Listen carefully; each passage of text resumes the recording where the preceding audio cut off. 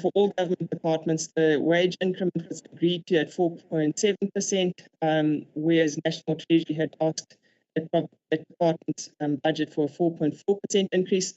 Of course, for the legislature, that increase was slightly different. It was a 6.55% increase that was implemented. But the fact remains is that National Treasury funded neither the difference between the 4.4% and the 4.7% that votes should have budgeted for, nor have they provided funding for the legislature's 6.5% increase. On the conditional grant rollover, this doesn't affect Code 2, but it's part of the bigger picture in terms of what funding was available and how we allocated it. So as I indicated, National Treasury has approved a conditional grant rollover, and that's in terms of the Division of Revenue Act, Section 22. It was only the Human Settlement Development Grant under Vote 8 Human Settlement that underspent the conditional grant in the 23-24 financial year by 263.7 million rand. The whole amount was proven to be committed, and hence National Treasury rolled over or approved for the rollover of that amount. So we don't lose any funding from the conditional grant allocation funds. So the only way we could really look at funding any requests for additional funding in this adjustments estimate was to look at our own provincial cash resources. So we couldn't rely on National Treasury in that they didn't provide additional funding to any of the provinces. And so we looked at how we could best do that. We looked at the sources of funding that we can identify in order to try and fund as much as we can in this adjustment budget. So the first source of funding that we looked at was the amount of underspending from the previous financial years. A department or a vote underspends in the previous financial year, they have to return unspent funds to the provincial bank account. And also our own revenue over collection in the previous financial year, that money is available because it was over and above what we had budgeted last financial year. So in this manner, we had 726.4 million rand available. We had also budgeted for a contingency reserve when we set the 24-25 main budget, and that contingency reserve was set at 256.4 million rand.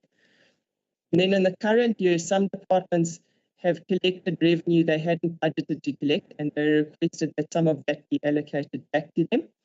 It's not a large amount, but it amounts to 30.2 million rand. These three sources of funding meant that we had just under R1 billion available to allocate from our provincial cash resources. It's 993 million to be exact.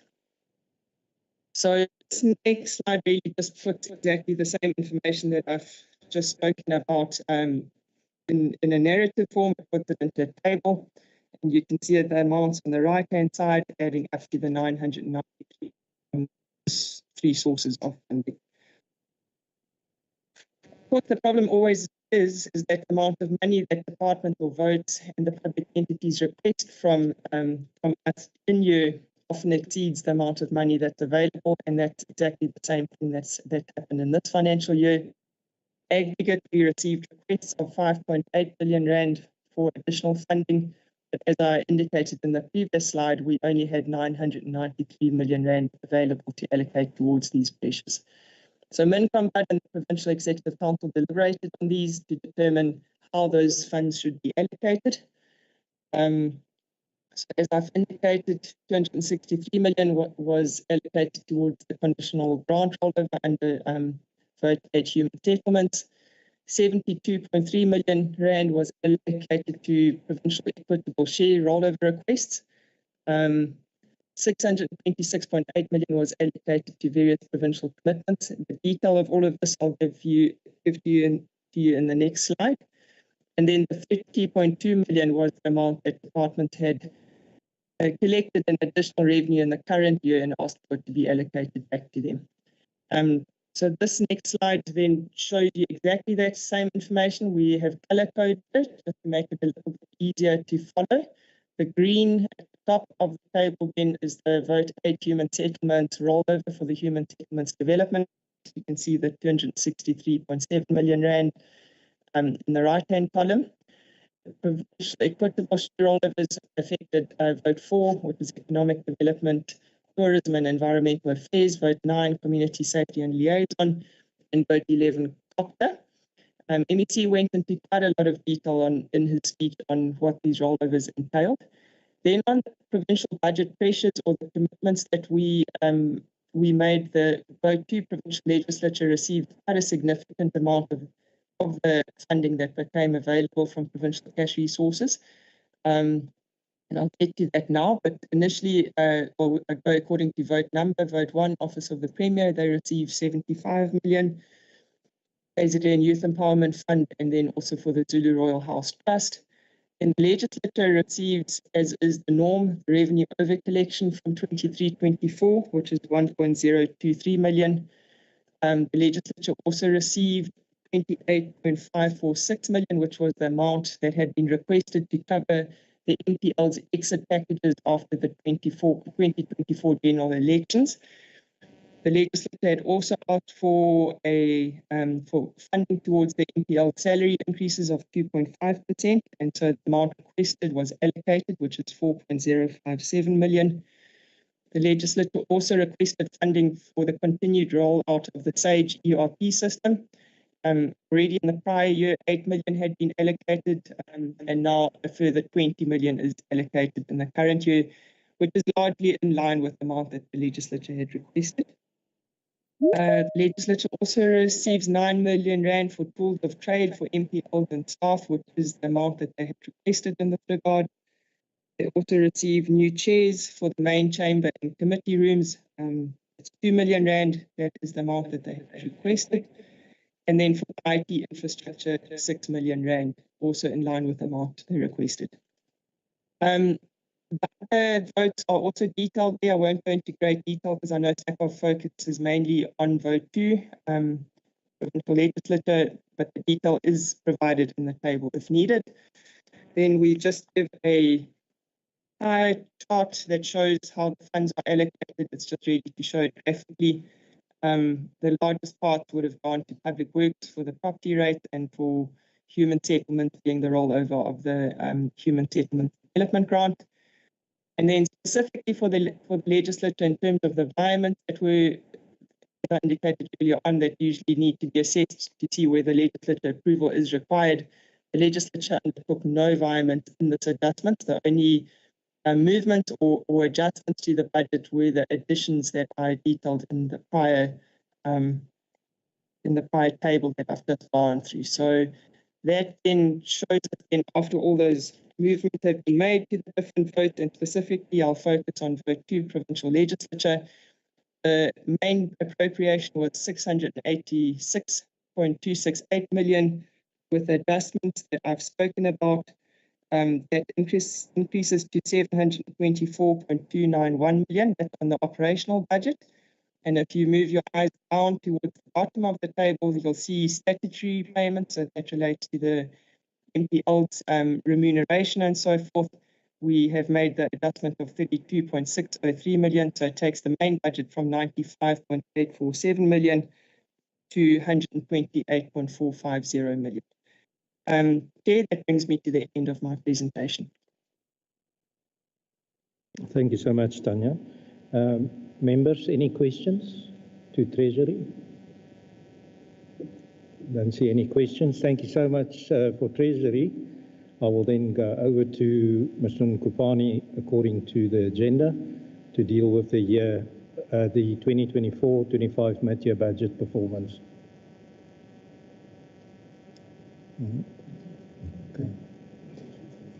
Okay. And please, sir, I'm very tired. Thank you very much, Chair. Honorable members, Honorable Speaker, Nobala and the colleagues. I'm going to do two presentations, in fact, Chair. It's about budget performance from the 1st of April until end of September, which is 6 months to the financial year, and mid-year adjustments. The first slide, Chair, it depicts our budget per programs. We've got 236 million under administration, 450 million under parliamentary services, and 96 million for members' remuneration. Our budget for this current financial year is 782. Per economic classification, composition of employees is 289, political party funding or allowances is 225 million, goods and services 162, members of narration 96 million, and payment for capital assets is 782. It's 9.6 million. Our total budget is 782 million. The next slide, Chair, talks about departmental receipts, what we collected as a legislature from the 1st of April until end of September. We collected 1.1 million more than the budget. Our budget was 578,000. We collected 1.6 million. The bulk of 1.1 million additional collection, it came from the interest in the bank. From the interest in the bank, we collected about 520,000. That emanates from 32 million that was meant for members' exit gratuity that was not immediately needed. So we invested that money and then we collected about 500,000 interest on that. 621 was collected from the non-returning members who chose to keep their assets, their tools of trade, instead of returning them. So we had to sell those assets back to them. We collected about 621,000. The next slide, Chair, it talks about expenditure per economic classification. Chair, our budget for 6 months into this financial year, it's 9.3 million underspent. On compensation of employees, we are about 600,000 overspent. However, we are projecting the over expenditure on these line items. On goods and services, we are 5.6 million underspent. The reason for 5.6 million under expenditure, Chair, is because of the scaling down of activities leading to 2024 general elections. And we did not have workers in youth parliaments for the first 6 months. Direct charge was within budget. Transfer and subsidies was 1.1 million underspent due to MKP only coming in 2 months into the new financial year. So we did not pay the allowance for them April and May because they were not there. Capital assets were 2 million underspent, Chair, because of the pending invoices for speakership cars and the Microsoft licenses. The next slide, Chair, it talks about the payment to political parties. Chair, for 6 months into the financial year, we paid about 112 million. Chair, it should be noted that ANC, IFP, DA, EFF, and NFP, their allocation were from the 1st of April because they were there on the 6th Parliament. However, MKP, their allocation only started on the 29th May, hence the under expenditure on this particular line item. Minority Front, ATM, ACDP, they are not part of the 7 administration. However, we paid them for the first 2 months of the financial year. That's why they're still showing on this current financial year. The next slide, Chair, it talks about unauthorized, fruitless, and wasteful expenditure. Chair, this committee condoned last year's unauthorized expenditure of 21 million. However, this still needs to be processed by the Finance Committee. With regards to fruitless and wasteful expenditure, the opening balance was 106,000. We recovered 28,000 from members and officials for unauthorized, for fruitless and wasteful expenditure, which was mainly no-shows. And then this year, there's an additional 9,000. We are still investigating to see whether we need to recover or not. Chair, with regards to irregular expenditure, we did not have irregular expenditure last year, nor this year. Chair, the next slide, it talks about audit findings that were raised by AG during the last financial year. There were 15 findings. 11 of them were cleared by end of September, which equates to about 73%. Chair, I must state that the 4 that were remaining, they were cleared now in October. As a result, all the findings that were raised by AG last financial year, they were all cleared. Chair, that's the end of my presentation with regards to mid-year budget performance. The next one, Chair, it's about mid-term adjustment. I'm going to project it quickly, Chair. Oh, okay. Speaker, you wanted to say something before I carry on?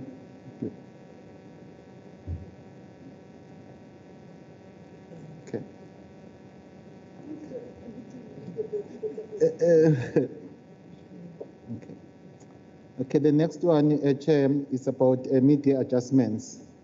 Chair, I'm going to run through this one, Chair. Chair, for this financial year, we had requested about 163 million from Provincial Treasury. However, we had given 70 million, almost about 43% of what we requested. Even that 70 million, Chair, half of it goes to direct charge. 32 million, it's about exit gratuity payable to members. Chair, we requested 20 million on Sage ERP. We are given the 20 million. Members' laptops and official 9 million we are given. 2.3 for this chamber furniture. We only given 2 million. ICT infrastructure, we requested 25 million. We only given about 6 million. And the last two items about members' exit gratuity and members' increase. Chair, this improve our baseline from 782 to 852. However, Chair, I must quick to say that these are project-related allocation. It does not have a carry-through cost, so our baseline remains the same. Like for instance, for Sage, that 20 million is once off. Next year is not going to be there. Members are not exiting last year. The 32 million is once off as well. Even the chairs that were replaced in the chamber, next year we're not going to have that kind of money. Chair, this slide, it shows how this budget has been allocated, the 70 million. The 38 million went to administration, the 32 million went to members' remuneration.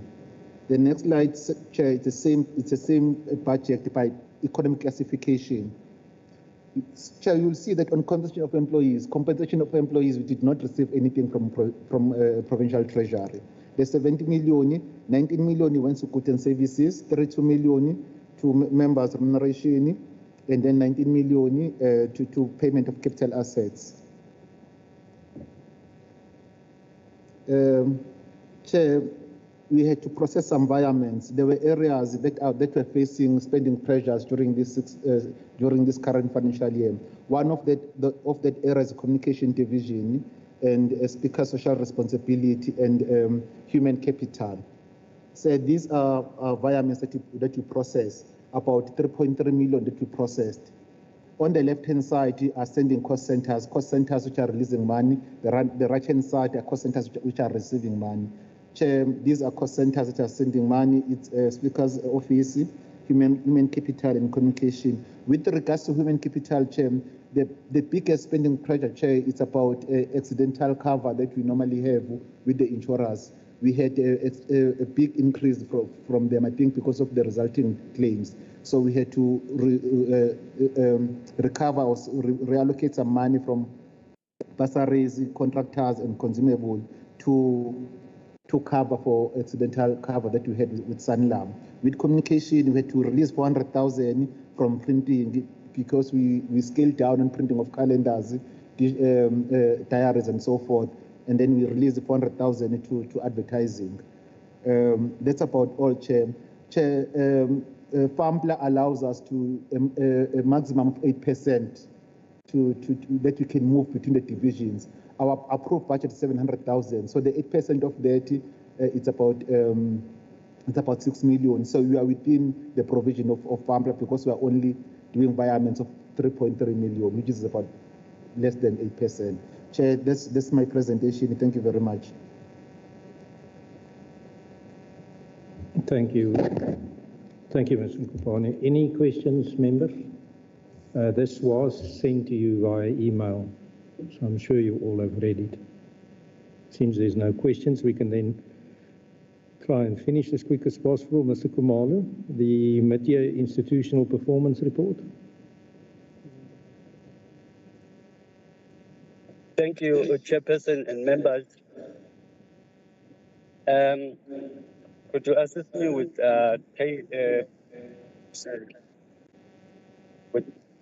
displaying? But Chair, for the mid-term, there were 19 targets that were due for the term. For the quarter. However, we were only able to achieve 15 of them. The 4 indicators that were missed, Chair, were indicators that were in Program 2. For Program 2, missed all those targets because mainly committees began to function late into the third quarter. The targets that were due in the second quarter, the committees were not able to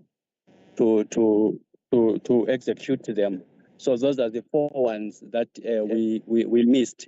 In terms of the overall performance, Chair, we are at 78.9% achievements. And then, Chair, let me also indicate that the 4 or 5 indicators that we missed, we also in the media adjustments proposed that we adjust the targets for the annual year so that we are at the end of the year, we are not finding ourselves having to explain a lot of things. But for now, Chair, I assume that we will be able to recover those 4 missed targets. My presentation, Chair, ends here. I did share the targets that are going to be amended. They are part of the report that Treasury and my colleague on Finance has already indicated. Thank you, Chair. Thank you so much, Mr. Khumalo. Members, I take it that there's no questions. Is there anything that to be added by the Speaker?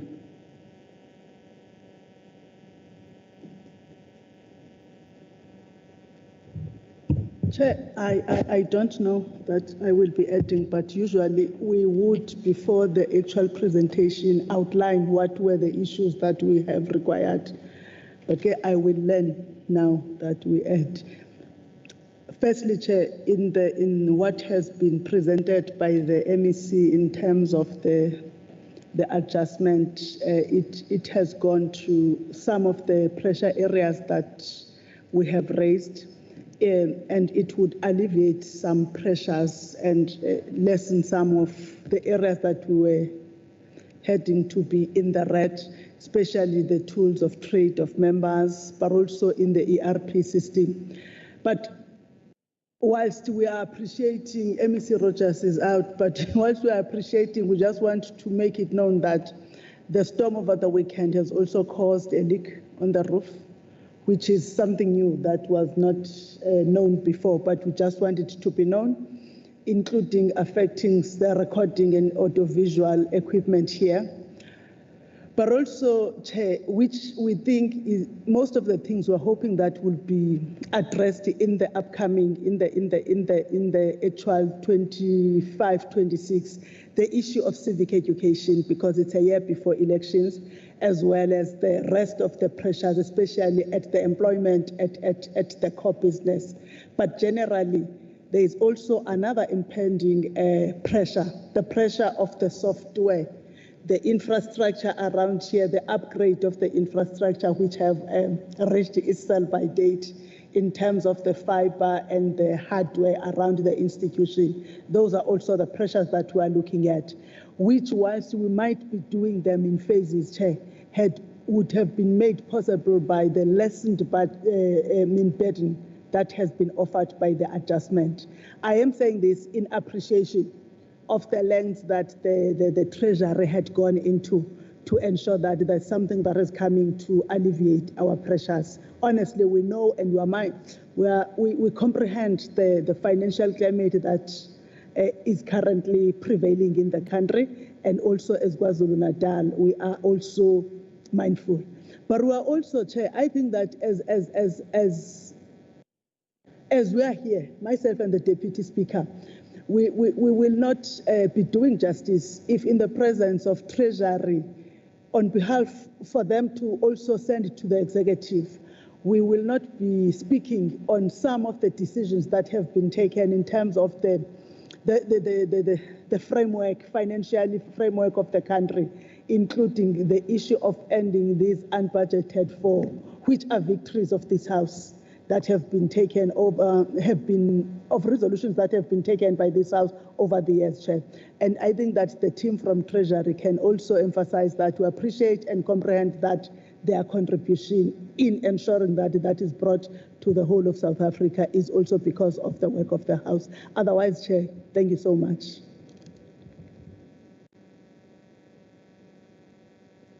Thank you, Honourable Speaker. No, it's true. I think all of us have also suffered from the connectivity problem here in the legislature. So it's nice to hear that that will hopefully be dealt with also. So then we can move to, oh yeah, sorry, I did ask, but is there any members that wants to ask any questions to the, okay, nobody? Yeah. Now, there is 2 reports, that is item number 6. So for the adoption of this STACOV report on the 2024 KZN Adjustment Appropriation Bill and also the mid-year budget performance report. Both reports has been forwarded to the members. I would like to deal with them together just to speed up the process. So I will call on somebody one of the members to support both reports and also second it, somebody to second it. Yeah, it has been circulated, I've told. Thank you, Honourable Kika. Chairperson, I'd like to start with the first one first. Yes. And so I will move for the adoption of the first report.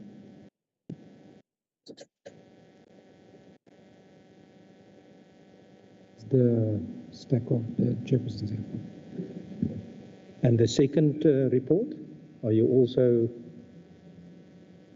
the same issue? Would you not like to finish the one and then the other? No, we can do it together. I mean, you can. Then I will move for that one as well. That one also. For both then. Any seconder then on both these reports? Thank you. Seconded, Chair. CQ seconded. Honourable Gwala, it seems that you've been pushed out.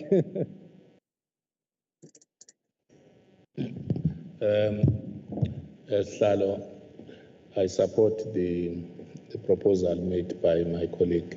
Yeah, that's on both reports. Thanks, both, yes. Yeah, so now what we've done is what they say in English, one stone kills 2 birds.